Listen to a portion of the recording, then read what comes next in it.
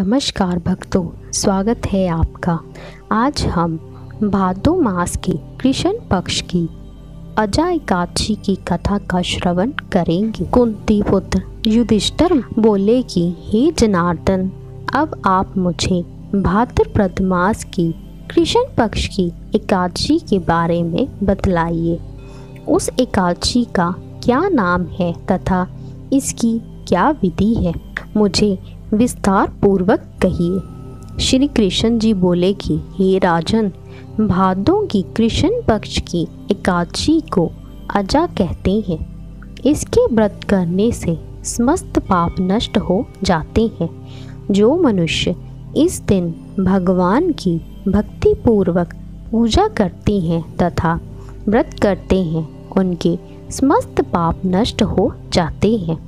इस लोक और परलोक में सहाय करने वाली इस एकादशी व्रत के समान विश्व में दूसरी एकादशी नहीं। इस एकादशी की कथा इस प्रकार है। प्राचीन काल में एक चक्रवर्ती राजा राज्य करता था। उसका नाम हरिश्चंद्र था।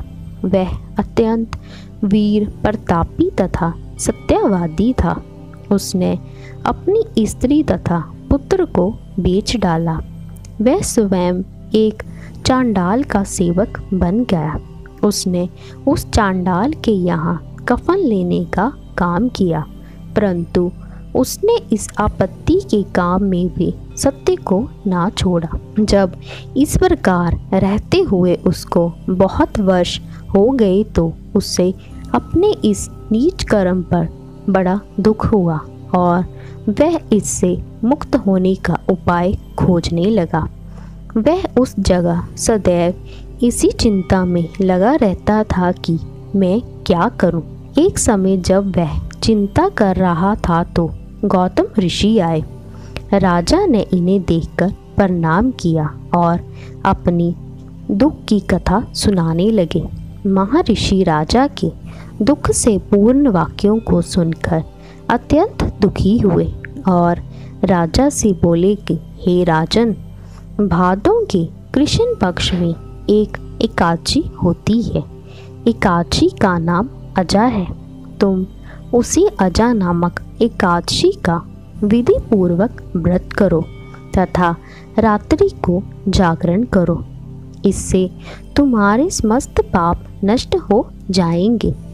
गौतम ऋषि राजा से इस प्रकार कहकर अंतर्ध्यान हो गए।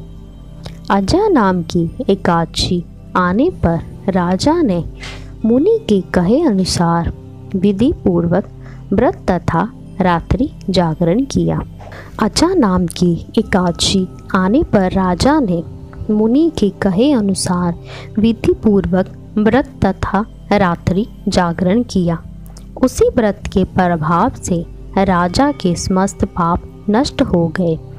उस समय स्वर्ग में नगाड़े बजने लगे तथा पुष्पों की वर्षा होने लगी।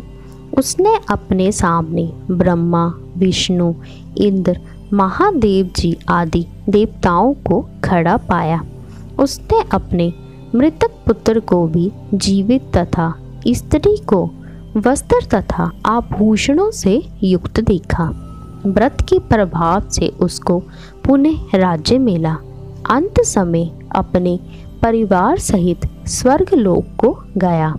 हे राजन, यह सब अजा एकादशी के व्रत का प्रभाव था। जो मनुष्य इस व्रत को विधि विधान पूर्वक करते हैं तथा रात्रि में जागरण करते हैं, उनके समस्त पाप नष्ट हो जाते हैं और अंत समय में स्वर्ग को जाते हैं। इस एकादशी की कथा के श्रवण मात्र से ही अश्वमेध यज्ञ का फल मिलता है। इस प्रकार भादो मास के कृष्ण पक्ष की एकादशी की कथा समाप्त होती है।